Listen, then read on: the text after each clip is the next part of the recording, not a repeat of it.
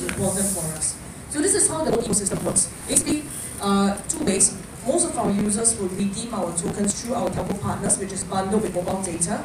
The other way is if you're already a holder of the Volt token, or if you earn tokens within the ecosystem through our community airdrops, or whether it's through subtitling content or moderating content, you will also earn this Volt token. And what happens after that is you can use it within the ecosystem.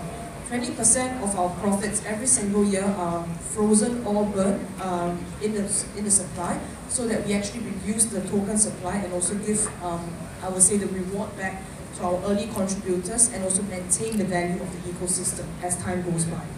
So more details of this can actually be seen in our white paper that's online. We're also in the process of making our Korean version of our website go live. There are multiple ways to access the network. So as I mentioned, you can go through it by fiat. But what happens when you go through it by fiat is that you pay the full amount, which is $1 a month. And if you go through the token, you get a discount. So it is similar to the BNB Binance model of what we're trying to do. So right now, today, right, where we are at is that we really want to ensure that we have a good team to support all of these efforts and the right partnerships to make everything happen.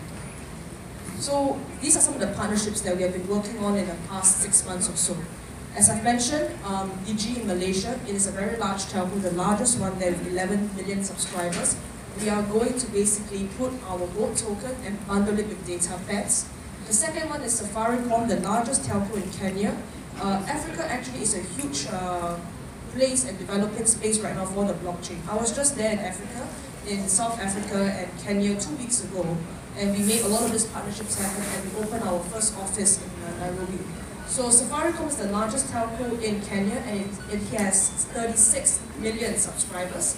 And what we're going to do with them as well is to bundle these tokens with data plans. We're also now working with a bank in Asia. We can't disclose which bank it is yet because we're finalizing some MOUs with them. And what is happening right now is that they are actually going to buy some of these tokens from us and give it out to their users and their customers who have made some transactions with the bank every single month. So this is actually for a money remittance product, but our token is given as a reward to users. Of course, the Cricket World Cup, we are now working as well with content creators in Kenya. A lot of these creators have over 300,000 YouTube subscribers each, and a lot of them have signed up with us. We've signed up about 20 to 30 of them at the moment, and they actually post content like music, lifestyle, stand-up comedy. Why is it different for us that these people sign up with us? Is because many of the times on YouTube, right, a lot of people don't make enough money. Unless you're a superstar with 1 million subscribers today, right, you're making about $700 for 10 million views on YouTube. So what happens today for them is that their users are not able to tip them or give them, credit, right, for making really, really good content. On our platform, where we are signing up creators one by one, depending on how good their content is, we're allowing the users to tip them with the Volt token, and if these creators hold the Volt token as well, we will reduce our transaction fee for them on our platform. So it is actually an overall attractive proposition. That's why in a very short span of time, we set up about, I think, 28, 29 of these content creators in Kenya alone, and we want to roll it out. The last and most interesting partnership is this. So this is something that we're working on as a management team at the moment. We want to pre-install the Volt app onto over 6 million devices in South Africa. That includes phones and that includes TVs with a very prominent brand. I can't name which brand that is yet. But once that is out, we'll let you guys know. But that brand and this partnership should go live by end of Q1 as well, 2019. We're already starting to investigate the tech and how to put it on. In fact, this is going to be the first time that we're releasing especially an application for the smart TV, because we've always said that we're mobile first, mobile only, but because this manufacturer actually bundles smart TVs with mobile data plans in South Africa, and there's a huge market for it, we've decided to actually develop a separate TV app for the smart TV now.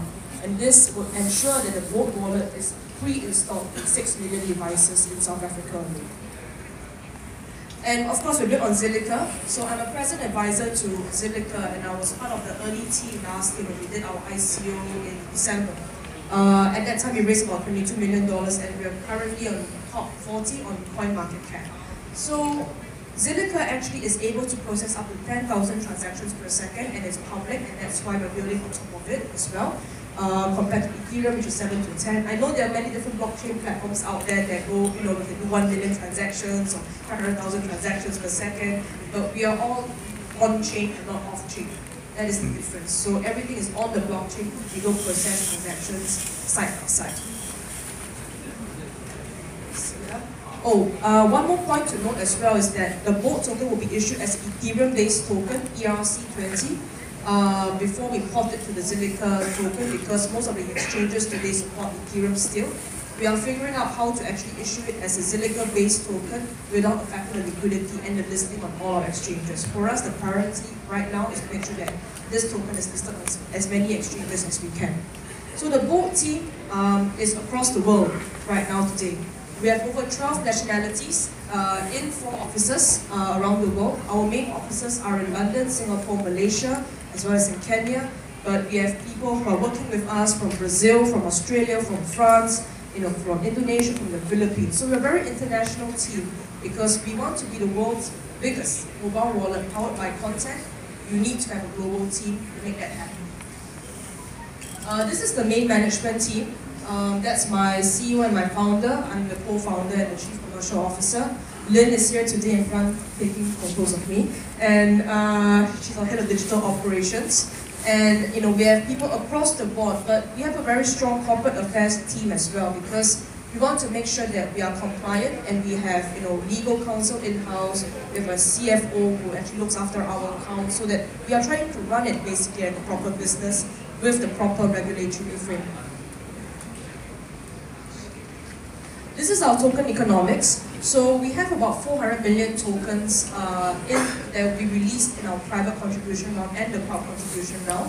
In fact, in the next 2 weeks, you might see in the news, we're actually going to start working with some of these token sale platforms in Korea to make our token available and for purchase by you guys, by the South Koreans. So we will release the update shortly on Kakao, so feel free to join our Kakao group as well. The next part as well is that we have about 100 million tokens available that are ready to be sold. So that is from the existing pot of 400 million. And as soon as that is done, we will list it obviously on different exchanges. I hope to speed up the presentation. So, next slide. I think that's it actually. So thanks everyone for listening to us